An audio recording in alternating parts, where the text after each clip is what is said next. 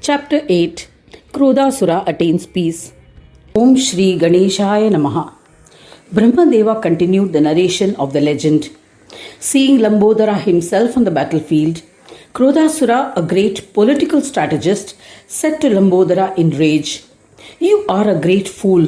Why have you come to the battlefield? If you are being benevolent towards Devas, then you are unaware that you shall die in vain by confronting me.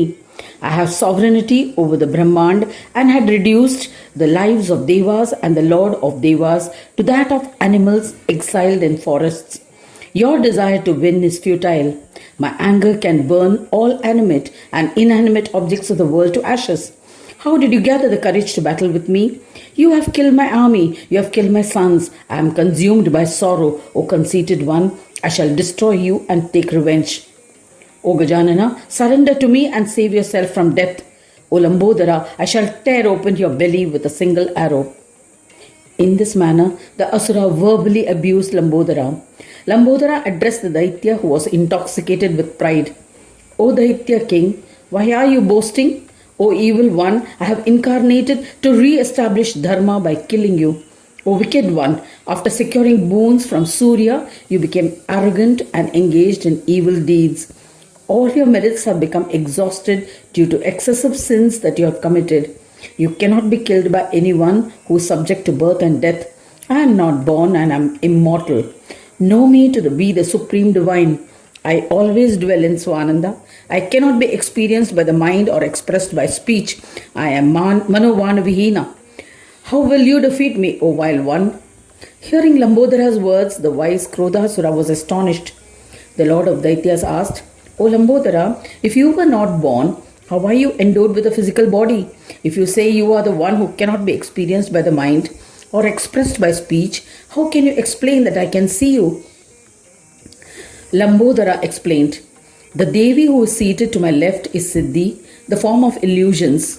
You think you can see me, but it is also an illusion. It is this illusion that makes people desirous of attaining her. The Devi who is to my right is Buddhi. She is the bearer of illusion. A human with every new thought bears the illusion as he walks the path of life. Buddhi is a form of Chitta. There are 5 types of fluctuations or modifications of the Chitta. Patanjali has put all levels of mind into 5 categories: Kshipta, Vikshipta, Modha, Ekagra and Nirodha. Kshipta is a completely distracted mind. Vikshipta applies to those who have no control over their mind. They do not have concentrated mind, but if they make an effort, they can learn. Sometimes they understand and sometimes they do not understand because of their lack of attention. Their minds are not yet properly trained, but they are capable of being trained and accepted. That mind which remains in a state of stupor is called Modha. Ekagra refers to those who have a concentrated mind and can concentrate well. Nirodha describes those whose mind is completely under their control. They have trained their mind perfectly and can use it as their wish. Siddhi also is of 5 types. I am the Lord of both. I am the creator of different universes. O Mahadaitya, different universes and different forms of Brahmas are contained in my belly. That is why I am referred to as Lambodara.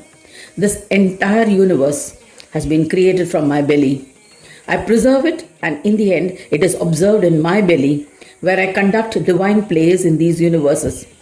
Therefore, if you have a desire to live, you must surrender to me now." Shukracharya understands this. This is why he had advised you aptly. Yet you fail to heed to his advice. I do not harbor any enmity towards Devas or Daityas. I am the protector of all those who follow their own dharma. There is no doubt about it. Daityas are to live in Patal. Human beings are to live on earth. Devas are to reside in Swarga. When all live in their respective abodes happily, then I live in Swananda Loka in a state of bliss. But when Devas attempt to kill Daityas of Patal out of spite, I empower the Daityas and make them victorious. But when the Daityas become powerful by performing penance and asceticism and try to destroy the Devas by eliminating all karmas, I become a bestower of boons to the Devas and destroy the deeds of Asuras and make Devas victorious. O Krodhasura, you have conquered the three worlds and are trying to uproot and completely destroy Devas. I shall kill you. Do not have the slightest doubt about it. Hearing these unbiased words of Lambodara, Krodha was astounded. Krodhasura became fearless and said with joy, O Lambodara, you treat Suras and Asuras equally. O Ganadyaksha, I bow to you. O Protector, grant me emancipation. Please give me darshan of your true form and clarify all my doubts. You have clarified the meaning of the word Lambodara. Please show me the form of Brahma endowed with an elephant head. Gajanana.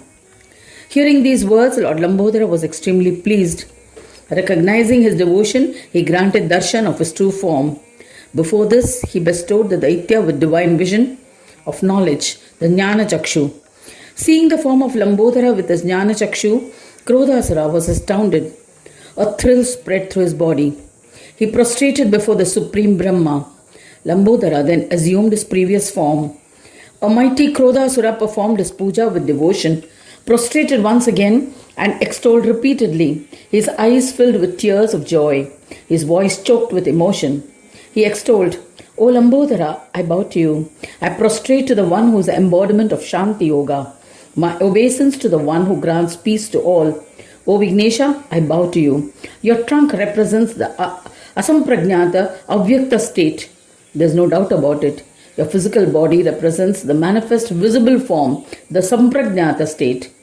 To the one who bears such a form, I bow to you. You are the master of Brahmas, O Brahmanayaka. You reside in Swananda. O Supreme Brahma, you are visible to yogis, to the one who is a uniform form of the unmanifest and the manifest, and reside in Swananda. I bow to you. Various universes have been born from your belly. There's no doubt about it. O Lambodara, I bow to you.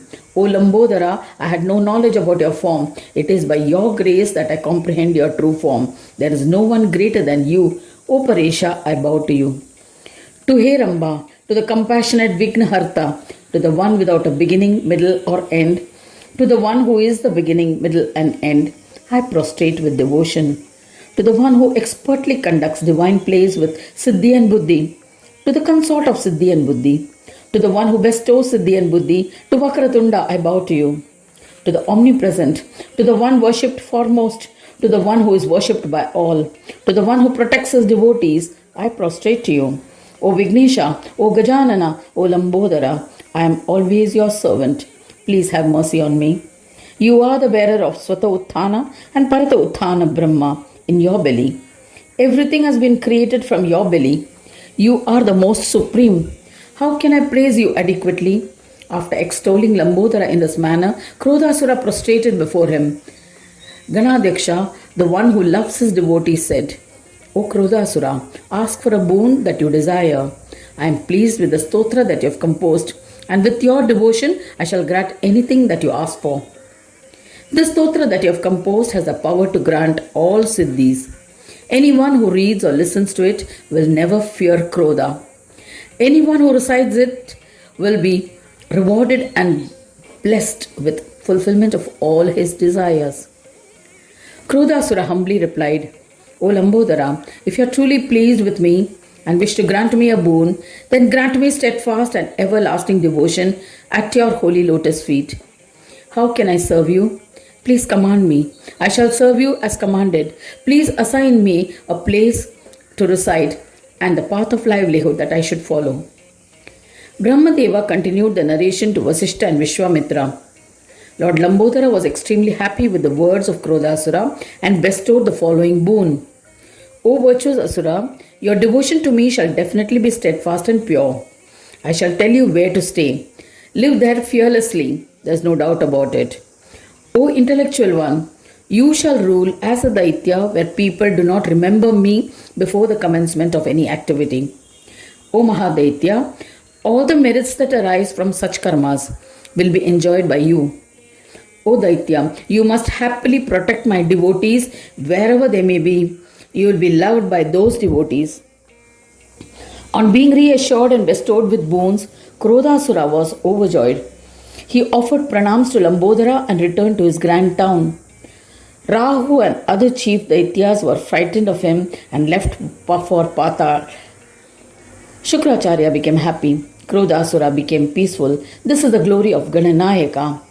Krodhasura stayed in his town, immersed in the devotion of Ganesha. Thus ends the 8th chapter titled Krodhasura Attains Peace in the 5th Khanda of the Purana Upanishad, Srimad Mudgal Puran, describing the legends of Lambodara, dedicated to Sri Gajanana. End of chapter 8.